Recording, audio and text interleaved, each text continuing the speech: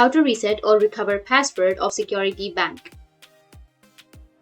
So if you want to reset or recover the password of Securitybank, then what you need to do is first you just need to simply open up your browser and make sure that you have a stable internet connection. After that, you need to go with search and search for Securitybank, and here you will have the Securitybank. Just simply click on Securitybank Philippines, which will directly take you to the official website. Now once you're on the Securitybank, now you need to go with the login, which is on the top right. And after going with the login, here you need to click on login to the new app. And after that, it will take you to this kind of login interface. Now if you want to reset or recover your password, then here you will have forgot password. But if you don't remember your password, you can enter your username and your password, and then you'll be able to log in, right? But if you don't have the password, or if you don't remember your password, then you can go with forgot password, which is here on the bottom right, and you can go with the account details or credit card details. If you remember your credit card details, you can go with credit card, or if you remember your account details, you can go with account details.